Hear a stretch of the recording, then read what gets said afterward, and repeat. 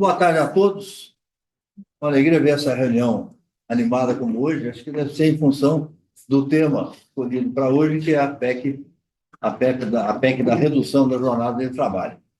Para tanto, nós temos hoje a alegria de ter aqui dois representantes bastante envolvidos e interessados na questão. Em primeiro lugar, o nosso coordenador do PSD Movimento, presidente nacional da UGT, Ricardo Patá. Salve, Patá.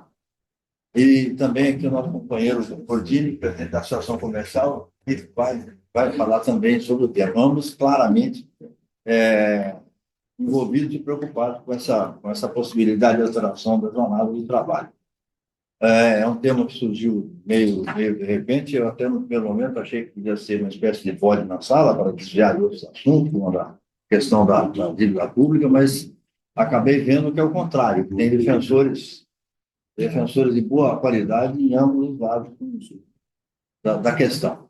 Eu queria pedir, inicialmente, primeiro o seguinte: eu queria pedir ao Patá que começasse falando sobre a PEC em si e a opinião dele. Na sequência, o Ordini, 10 minutos para cada um, mais ou menos, acho que é razoável, para cada um coloca as posições. Em seguida, a gente estamos liberados para fazer perguntas e esclarecimentos. Você prefere que conhece? Não, os empresários têm. Pode começar. Você ouviu?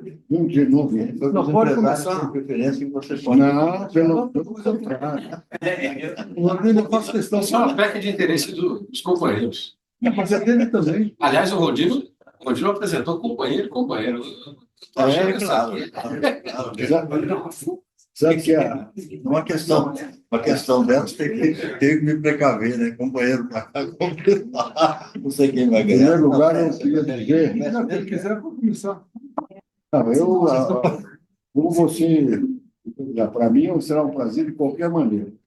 Ô, Patá, mande bala. Bom, então, só marcar aqui os 10 minutinhos para não exagerar.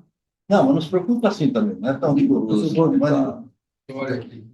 Bom, pessoal, boa tarde, todos os amigos e amigas. Bom, é importante, no âmbito do partido político, nosso partido, nós temos a capacidade de ponderar, dialogar sobre temas que sejam relevantes a nível nacional. Partido esse que hoje ocupa uma dimensão impressionante, né? Todos nós ajudamos a ter os resultados que ocorreram nas últimas eleições, porque isso amplia muito a responsabilidade do caminho que o partido toma. Não é um partido nem de esquerda, nem de direita, como o nosso presidente sempre comenta, mas é um partido do equilíbrio, do diálogo. E esse é um tema muito focado nessa questão da compreensão em várias dimensões. A compreensão do ser humano, a compreensão da economia, a compreensão da capacidade de fazer frente a uma possibilidade de diminuição da jornada.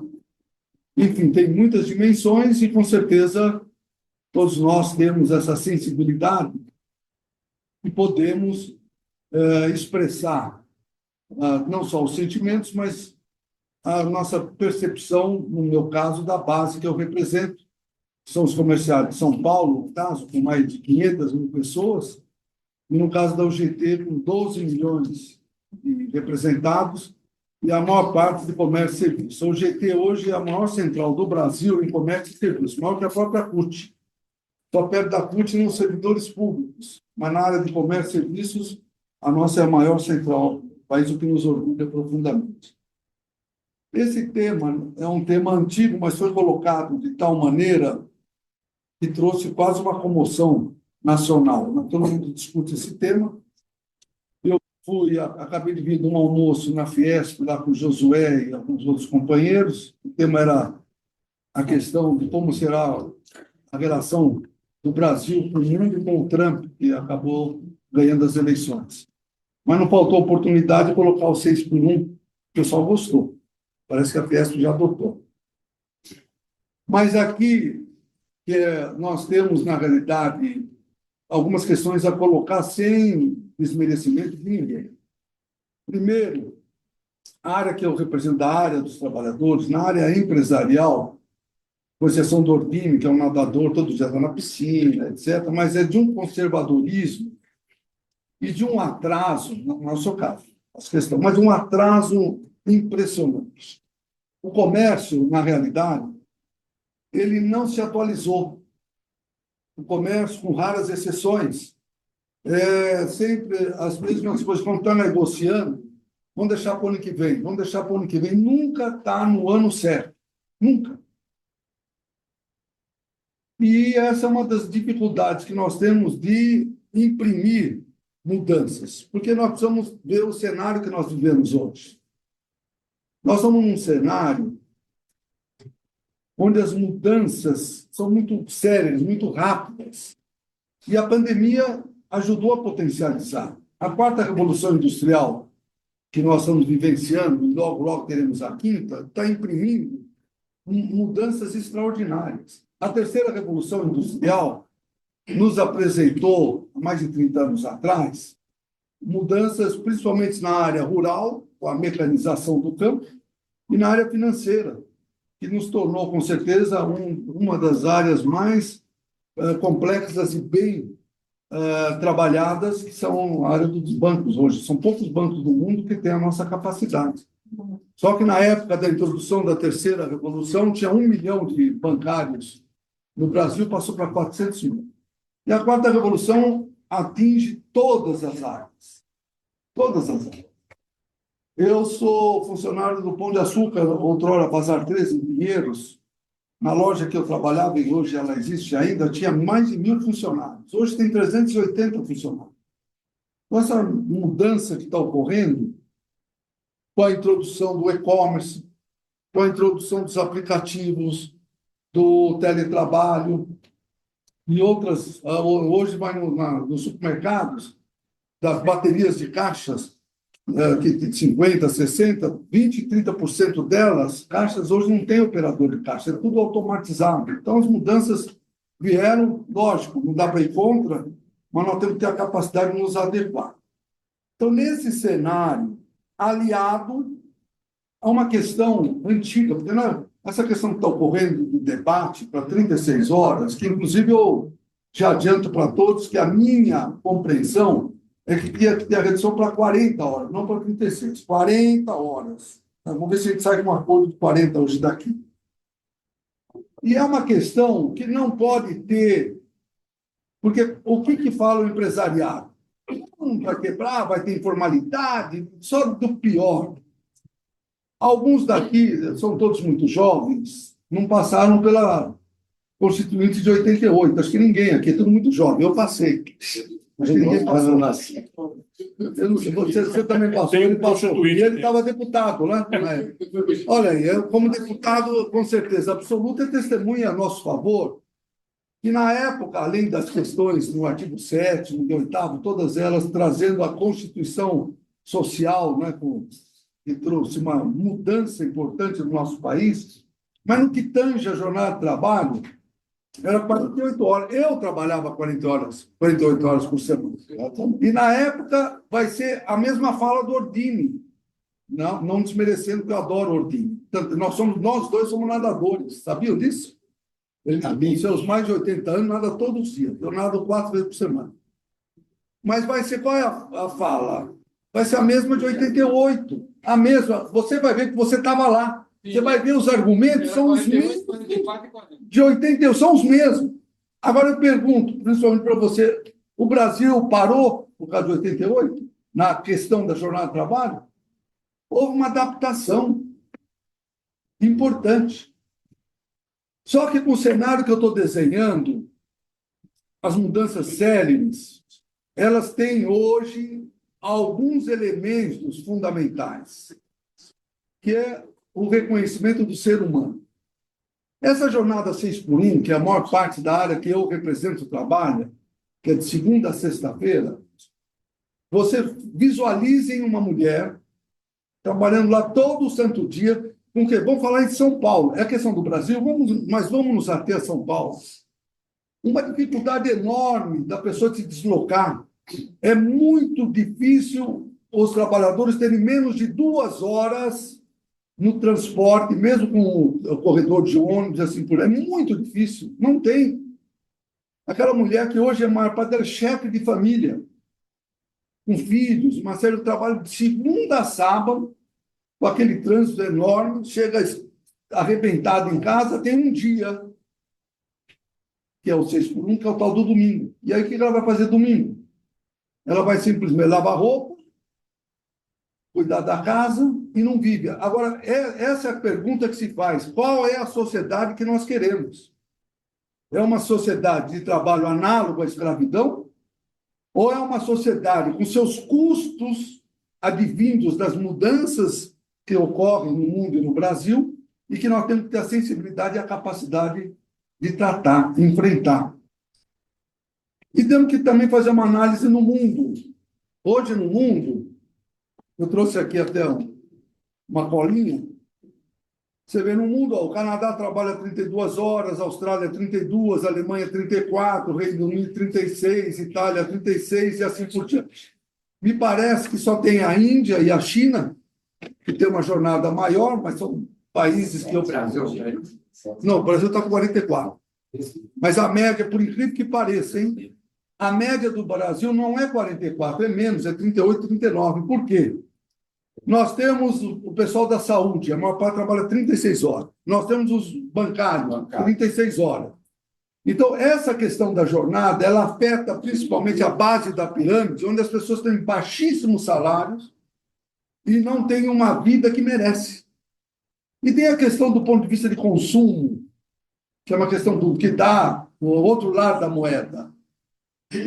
Nós precisaríamos, com a redução, fazer algumas questões. Uma delas é a capacitação. Hoje, o trabalhador brasileiro não está capacitado, não tem formação. Isso é a necessidade. E, para isso, a redução daria oportunidade para essa capacitação. Nós fazemos o mutirão do emprego. Todos vocês conhecem. Esse ano, nós conseguimos 25 mil vagas. Até a Associação Comercial foi nossa parceira, que eu agradeço, Ordine, pela gentileza de nos ajudar. Apareceram 5 mil pessoas. Muito pouco diante das vagas. Isso tem a ver com a nossa taxa de desemprego, que é uma das mais baixas dos últimos 15 anos. No ano passado, nós tínhamos 5 mil vagas. Esse ano foram 25 mil. E vieram 20 mil pessoas. Olha a diferença. E aí também tem outras questões que as pessoas não estão mais procurando um emprego, principalmente no comércio, porque o comércio trabalhando da forma que trabalha, o jovem, por exemplo, ele não quer ficar trabalhando de segunda a domingo ou feriado, não quer. Ele quer viver. Então, nós temos aí uma série de questões para que a gente possa discutir e buscar alternativas, sem radicalismo. Como eu disse já desde o começo, eu sou favorável a 40 horas. Essa 40 horas, para vocês terem também uma ideia, quando o Temer foi presidente da Câmara pela terceira vez, ele nos procurou, porque nós já tínhamos essa bandeira de 40 horas. Você que foi constituinte também deve lembrar que, na época, nós queríamos baixar para 44, mas ir construindo uma diminuição já para as coisas na própria Constituinte. Mas lá não se conseguiu, mas conseguiu já diminuir para 44, que já foi um grande ganho. O Temer chegou para nós e falou: eu não consigo 44. 40, eu consigo 42. Aí eu fui falar com o nosso pessoal, e eu falei: pessoal, nesse momento é 42 para chegar a 40 depois. Aí o pessoal: ou é 40 ou é nada. Ficamos com nada. Então chegou no momento de nós iniciar, não é 36 nem 44, é 40. 40. E esses 40, nós vamos formalizar uma maneira de que ela seja recebida, principalmente na área de comércio e serviço, que é a área que tem a maior parte dessa situação, de uma forma que os empresários não querem, porque nós não queremos empresa quebrada. Tanto é que, na pandemia, os sindicatos comerciais de São Paulo, o primeiro no Brasil a simplesmente fazer acordos para que as lojas fechadas, né? Acordos de liberar férias, os feriados do ano todo, ou seja, fizeram um papel para deixar a empresa em pé, que é o que nos interessa.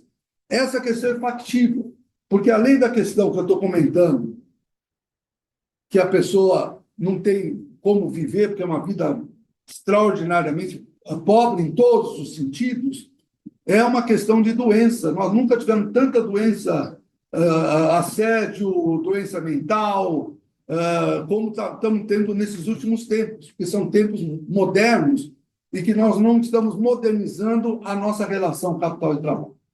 Tudo isso advindo da negociação coletiva. O instrumento mais poderoso para a gente construir, no caso da jornada, é através da negociação coletiva. No caso da redução, é a constituinte, porque não dá para mudar uma jornada lá estipulada de 44 horas para 40 sem que haja uma perda. Então, como eu já passei vários minutos do tempo estipulado, essa é apenas uma introdução. Estou dizendo uma cerejinha, né? Porque depois nós temos outros argumentos baseados no que o Ordine vai nos apresentar, e que, com muito respeito, Ordine, espero aqui sair com você assinando. Já imagina a associação comercial, e ele representa, tem um pessoal daqui do nosso sindicato, ele representa a área do material de construção. Ele deixa o Reinaldinho negociar, mas quem manda é ele. E aí nós podemos já sair com esse diálogo na frente de todas as outras categorias, dizendo sim ao fim do 6 por 1, sim à redução da jornada, valorização da empresa, valorização da capacitação, da formação, valorização do ser humano. Porque o comércio, finalizando, é a área mais sensível ao ser humano. Eu até costumo falar, tem muitas pessoas da indústria que não tem nada contra. A indústria fala com a máquina, o pessoal fica lá rodando máquina, às vezes fica falando até sozinho. Nós estamos sempre com gente, sempre falando, sempre dialogando. Nós somos os verdadeiros psicólogos da nossa sociedade. Por isso, Ordine, a palavra é sua.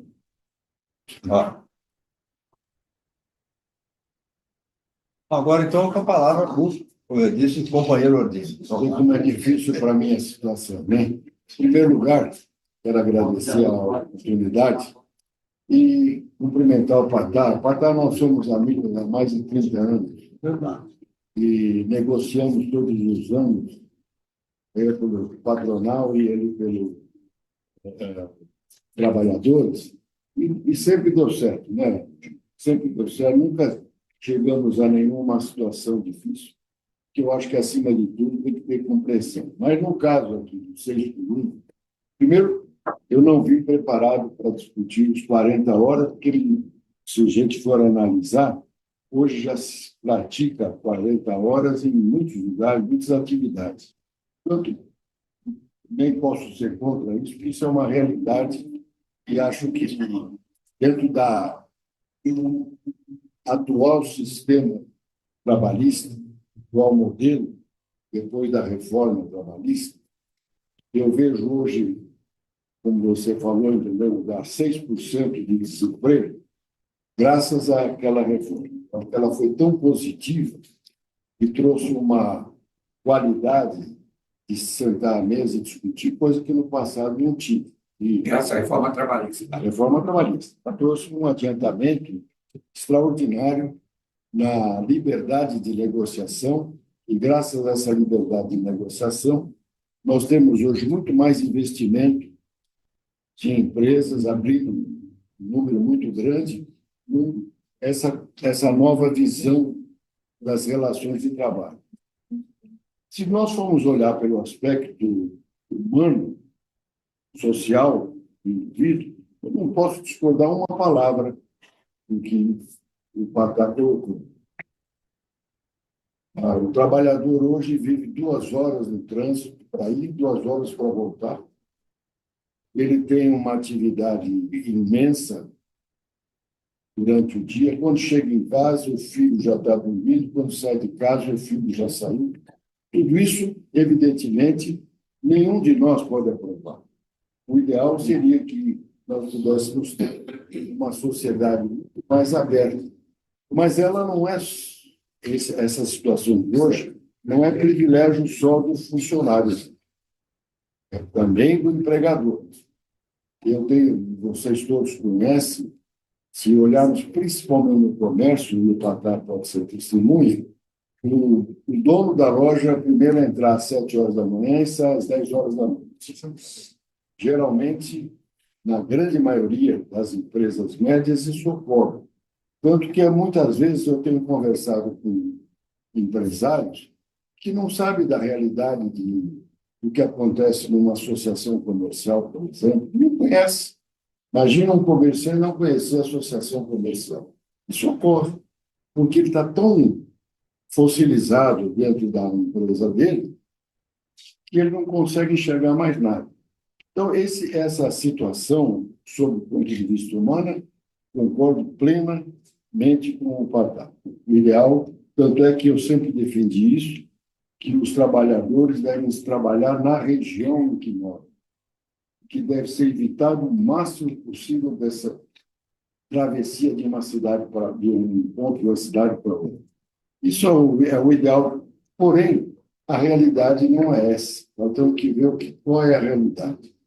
Se falarmos agora sobre o ponto de vista do 6 por 1, que já é uma conquista, porque a CLT, em 1943, estabeleceu 48 horas, e nós, durante 80 anos, conseguimos reduzir para 44, isso é uma vitória. Vocês dizem, bom, mas é um tempo longo, mas é um tempo que a economia não foi afetada. Numa mudança brusca, como a propósito, eu não vou discutir os 40 horas, nem quero que você tome ela como base. Estou discutindo aqui o 4 por 3. 4 por 3 significa, que parece que tem um erro de conta, eu não sou advogado. Exceto os deputados. Tem um erro, inclusive, na questão do horário, que serão 4 dias de 8 horas e meia para dar 36. O certo seria 34. Se fosse outro, seria 4 dias mais a sexta-feira. Mais a Mais a sexta-feira. manhã da sexta. Bom, sim, mas de qualquer maneira, o posicionamento do horário, nós não vamos discutir pelo seguinte: chama-se produtividade. O trabalhador brasileiro, e aí eu estou com o Padar, deveria ter oportunidade de trabalhar e estudar, jamais apenas se dedicar ao trabalho. Eu acho que é fundamental que a criança tenha a escola na melhor qualidade, como muitos de nós que estudamos em colégio público, eu disputava aquelas batalhas de escola por escola, era do Liceu Pasteur, e tinha outras escolas, como, por exemplo, Caetano de Campos era campeão todos os anos na batalha entre escolas, uma escola pública. Então, a qualidade da escola é boa. A oportunidade de estudar é que é muito difícil. E essa razão primeiro lugar para mim, é o problema da educação, que não acompanhou a realidade dos dias, não por culpa das pessoas, por culpa de todos os governos, independentemente de ideologia, porque não trouxe a oportunidade necessária para uma formação, não só de informação, como também de formação profissional. Nós deveríamos ter, aliás, isso, Patá, nós deveríamos lutar hoje muito mais para que hajam cursos técnicos que formem profissionais, que jovens possam chegar a 17, 18 anos, como alguns conseguiram, já está trabalhando uma profissão. Se quiser continuar, na associação comercial, nós temos uma faculdade. Aí o reitor da faculdade, na sua frente, dos nossos funcionários, 60% tem graduação na faculdade. Melhorou o nível. E 40% pós-graduação. 259 funcionários, 60% já tem faculdade. Melhorou o nível. Isso, melhorou muito, lógico. Essa é a grande oportunidade para se trabalhar a menos horas e ajustar. Agora, quando se fala em 36 horas, como é essa PEC, essa emenda, né? Não é nem PEC, é um projeto de emenda constitucional, ela quer mudar em 2 anos, ou um pouco mais do que isso, o que 80 anos nós tivemos de vida. A economia não aguenta isso. aí um professor de economia para dizer, o Machado também pode ajudar, como é que você consegue transformar um horário onde, pelo menos, o custo disso, segundo o Instituto nosso lá, o Marcel, fez a análise, dá em torno de 25, de 18% a 25% de elevação do custo. Qual a empresa que resiste a um aumento de custo dessa natureza? E mantendo o dia a dia do trabalho. Não existe isso. Nós temos que olhar a outra realidade, a realidade empresarial. A empresa não tem condições de assumir compromisso dessa natureza, porque ela não vai conseguir, ela vai quebrar. Talvez pior até do que quando a pandemia, porque a pandemia ainda tinha algumas alternativas que foram permitidas com redução de Deixa eu entender, pagamento. alternativa aos 6 dias, seria o que? 5 dias? Não, eu estou falando só do horário. Primeiro horário. 36 horas. 36 horas. 36 horas representa 25% de aumento no custo da produção. Ora, nenhuma empresa consegue sobreviver com um aumento de 25% de uma hora para outra. Então, isso é, a meu ver, com todo o respeito aos que pensam de forma contrária, é uma ilusão. Eu consigo sem entender o aumento de 25%. 25% é a diferença do custo que Entre horas. Quantas horas o pessoal trabalha? 36. Hoje era 44. Se você reduzir, você vai ter um aumento do custo da produção de 25%. Pode, o número pode. Eu já ouvi até um professor da Fundação falar em 25%, em 50%. Eu não sei. O pastor fala em 18%. 18%. Hoje nós estivemos com ele. 18% em média. Mas que seja. A proposta da PEC é reduzir as horas, mas manter o salário. Então, exatamente por essa razão. Por isso que o custo aumenta. Por isso que o custo aumenta. É o custo da produção. Ora, o que acontece com o produtor? Ele vai ter que repassar isso para o preço. Consequentemente, o trabalhador, com o benefício desse horário, vai pagar o quilo de arroz, não seja 25%, seja 18%, mais caro quando ele for comprar. Será que isso é vantagem? Ele teve algum ganho nisso? Mas ele está descansando mais. Será?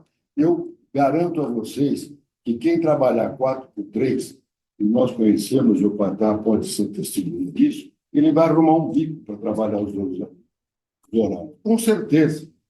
Aquele que é trabalhador, que quer trabalhar, ele vai sair para arrumar um bico para aumentar o seu rendimento. Como fazem hoje, com todos os horários, com toda a carga horária, ele ainda vai buscar no sábado, no domingo, principalmente na área nossa, que é construção civil, material de construção.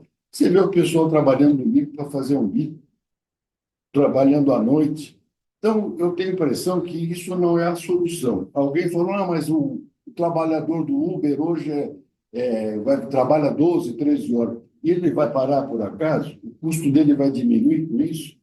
Ele, ainda mais sendo autônomo, ele vai continuar. 7%.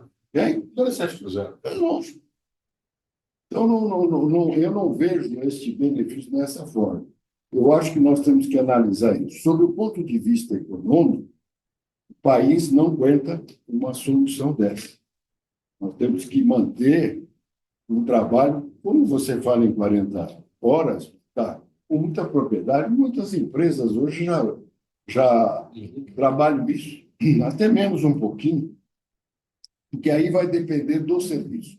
Especificamente o comércio.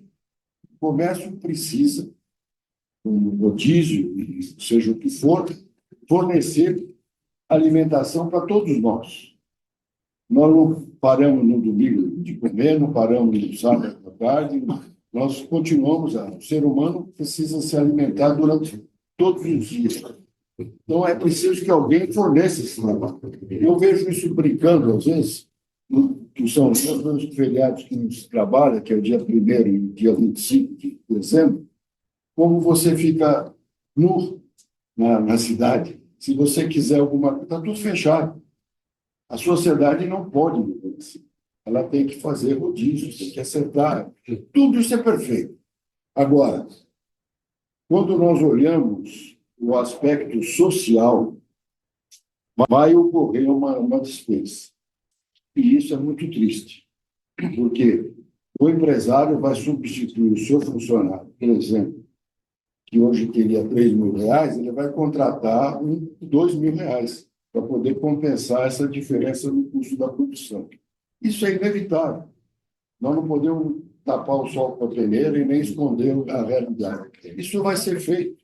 Objetivamente, é a solução. Ele vai, né? Mais automação. Nem estou entrando nessa área que é deixar tudo, né? Porque isso vai obrigar a automação. Você falou muito bem de caixas eletrônicas, que hoje substituem a mão de obra humana. Eu acho isso triste, mas é verdade. Daqui para frente, quanto mais nós apertarmos desse lado, nós mais vamos ter automação do outro lado. Vocês devem se lembrar, há uns 10 ou mais 15 anos, foi inaugurada uma fábrica na Itália de azulejo com 6 funcionários automáticos, quer dizer, robôs, 6 robôs, trabalhando 24 horas por dia, evidentemente, sem gastar luz, sem nada, porque era tudo automático. E ele fazia, aqui no Brasil, para ter essa mesma produção, uma dessas empresas de azulejo tinha 1.000 funcionários. Essa foi a relação que teve. Esse é o perigo, que eu acho muito maior do que qualquer outro. É a falta de oportunidade de... Por outro lado, nós temos que estimular que o jovem que comece a trabalhar já tenha um trabalho, uma profissão, seja ela qual for. Em nossa área, por exemplo, de material de construção, teve uma iniciativa, alguns anos atrás, que eu achei excelente. Cada loja não tinha o eletricista, o encanador, mas tinha uma série de profissionais ligados à loja. Quando você ia comprar o chuveiro elétrico, ele indicava um deles. E isso precisa o quê? Precisa ter formação. E é isso que nós fazemos, viu, Padá? Inclusive, o nosso projeto hoje qualifica já. Nós estamos formando, acabamos quinta-feira de formar mais uma turma de pintores.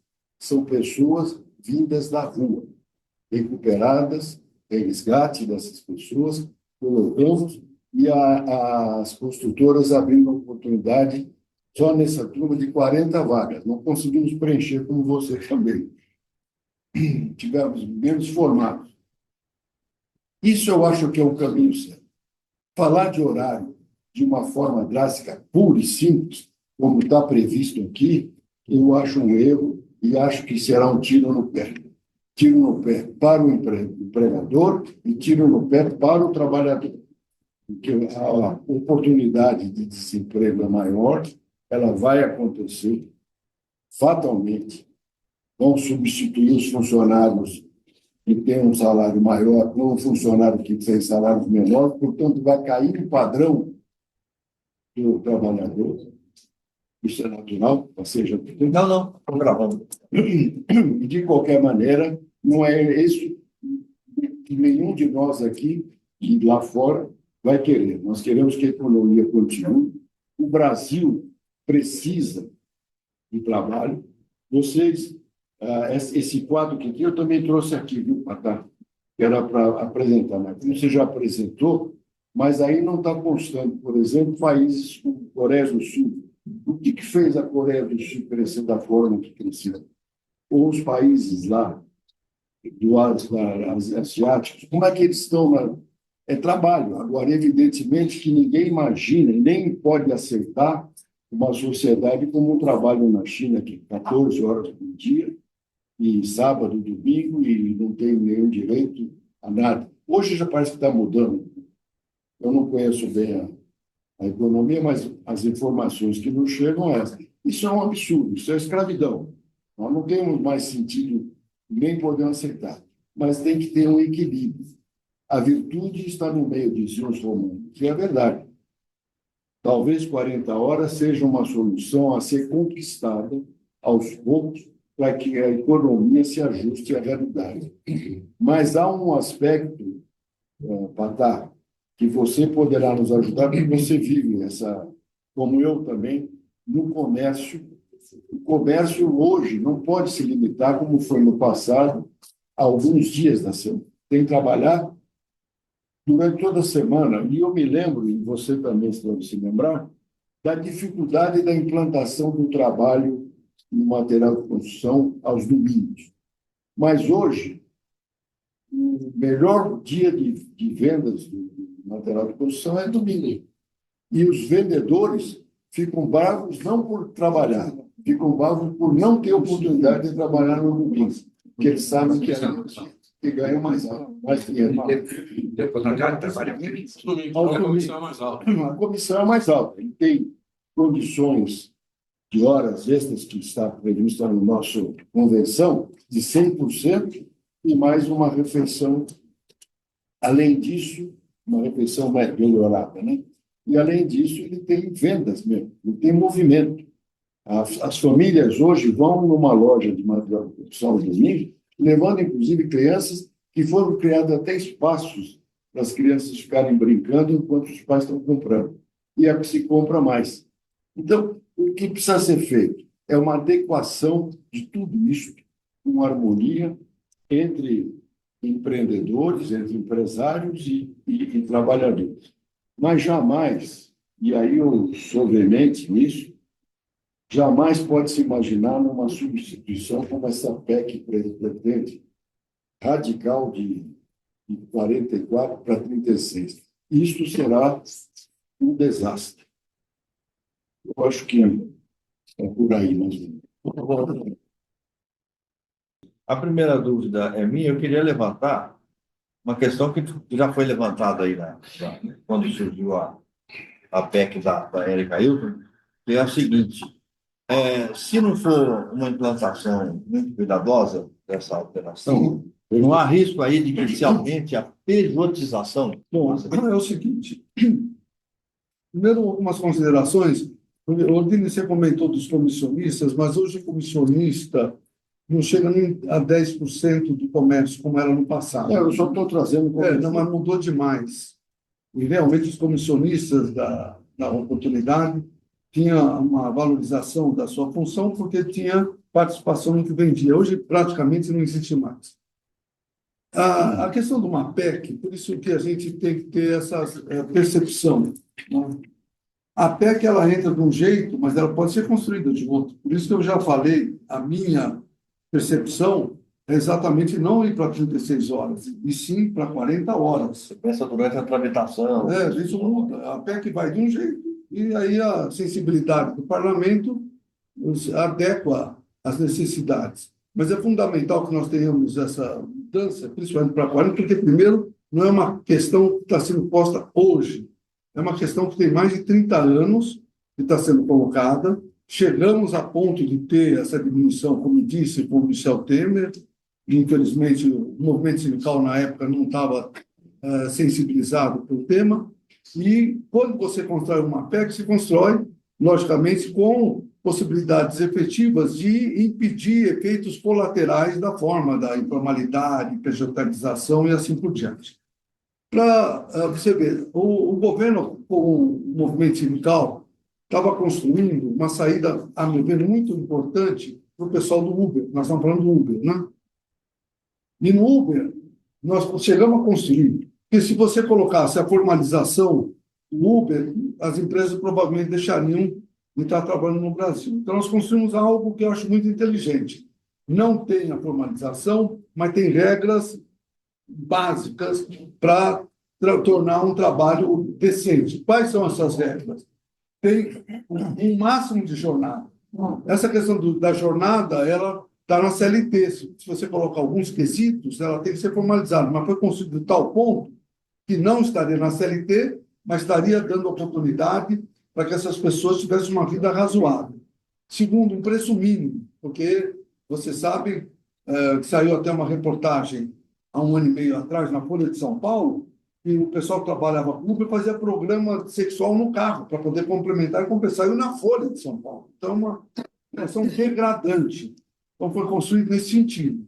Essa PEC, se nós tivermos um bom entendimento, nós vamos construir de tal maneira que vai ilidir qualquer situação colateral, como informalidade, vegetalização, e vai trazer a possibilidade efetiva e exigências, inclusive na capacitação, qualificação profissional daquelas pessoas que estiverem sendo beneficiadas por essa mudança, que, a meu ver, uma das questões mais relevantes no Brasil é a ausência de capacitação, a ausência de formação, para que as pessoas possam ter uma participação mais efetiva. Foi dito da produtividade. A produtividade era uma questão, é uma incógnita, porque nós temos uma legislação que fala da participação de lucros e resultados, quer dizer, pode ser lucros e pode ser resultado, pode ser os dois, que seria a tal da produtividade. É muito difícil uma empresa do comércio aderir a um programa desse, porque esse programa,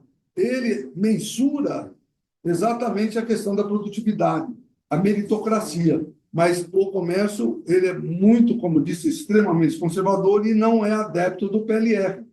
Então, são questões que seriam tão fáceis de ser incorporadas nas mudanças que nós temos necessidade de fazer, por conta, como já disse, nós estamos vivendo, inclusive, dois problemas importantes no mundo e no Brasil, principalmente. Isso foram palavras do professor Pastor. O nosso companheiro Rubens esteve lá comigo, lá com o pastor, hein, Rubens? Sim. Você gostou?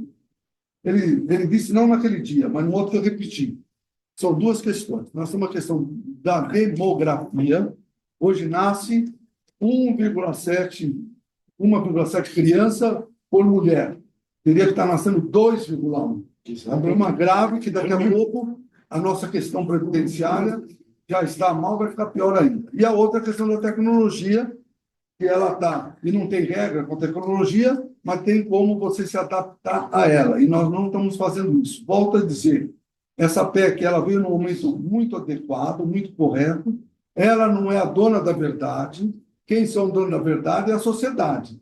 A sociedade não quer viver mais de forma análoga à escravidão. A sociedade quer ter a oportunidade de se capacitar.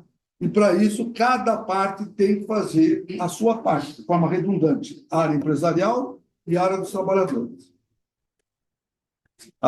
Pergunta Ele agora? quer comentar? Bom, eu não tenho nada contra o que ele Batar disse, porque ele está dizendo sobre um lado, está analisando sobre um lado. Eu tenho que analisar aqui sobre o ponto de vista econômico, pura e simplesmente. Eu acho que nós não podemos falar em pejotização, porque hoje o empresário consciente ele não faz mais isso, porque isso pode gerar problemas secundários, a não ser em funções que eu acho que isso aí tanto faz CPJ, ou seja, CLT, funções de gerência para cima, que esse é negocial, se ajusta com o que tem. Mas para funcionários normais, assim, eu não tenho jotização, não tenho. O que vai haver é informalidade. Isso não tem a menor dúvida. Eles vão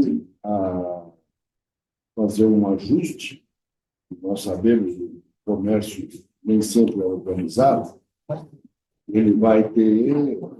Desculpe, aqui eu li, já faz algum tempo, que muitas empresas, não todas, obviamente, estavam fazendo o quê? Para os funcionários mais simples, estão incentivando os funcionários a se tornarem MEIs. Aí é outra coisa. Entendeu? E aí, como MEIs, então, demitia, não precisava mais pagar, enfim, contratava como MEIs. Aí outra coisa. Aí eu vou trazer um exemplo muito bom que você está dizendo. Antigamente, a construtora tinha 1.000 empregados. Hoje, pela reforma trabalhista, etc., o que ele fez? Ele contrata uma empresa de eletricidade, uma de pintura, uma de encanamento. Então, ele distribuiu em pequenas empresas. Aí é outra história. Essa pejotização, a meu ver, hoje, fez com que nós tenhamos 14 milhões de MEIs. E esses MEIs não querem outra natureza, porque eles hoje conseguem fazer o trabalho, são donos de si, trabalham a qualquer hora, independentemente do que for estar previsto na CLT, e essas pessoas estão formalizadas e muito bem formalizado. E agora, nós temos lá um trabalho para acompanhamento de mês, eles cumprem, eles não têm uma organização, então nós fazemos essa parte para eles. Todo mês pagar direitinho a sua guia, etc., ajuda na formalização, e hoje eles estão felizes, porque eles são donos do negócio, donos do seu trabalho, do seu horário, não ficam sujeitos a nenhuma obrigação dessa natureza. E me parece aí, Patá, que é um dos caminhos também que nós temos que analisar. Quantas pessoas, quantos jovens, principalmente dessa geração, não desejam empreender? Nós vemos isso na faculdade. Você é testemunho. Mas as pessoas querem crescer, se tornar livres e ótimo, parabéns. Essa é a sociedade que nós queremos. Pessoas livres que fazem e trabalham da forma que tem. Eu acho que, se de um lado tem a escravidão, que ela é repudiada sobre todos os anos, por outro lado, nós não podemos ter regras que não sejam execuíveis numa economia moderna. Nós estamos num país em crescimento, quer queira, quer não, nós temos um potencial maravilhoso, mas nós temos uma porção de erros formais que não se... Eu tenho até um livro que não sei se vocês já leram, chama-se Enigma, é um autor brasileiro, e ele diz assim, nós sempre quase chegamos lá, mas de repente acontece alguma coisa e a economia brasileira retroage. Então, nós temos que encontrar um caminho para que a gente cresça, tenha uma economia forte. E aí você poderá fazer não só isso, muito mais. Eu agradeço a todos vocês, obrigado, Januário, obrigado a todo mundo, e até a próxima reunião do Passo.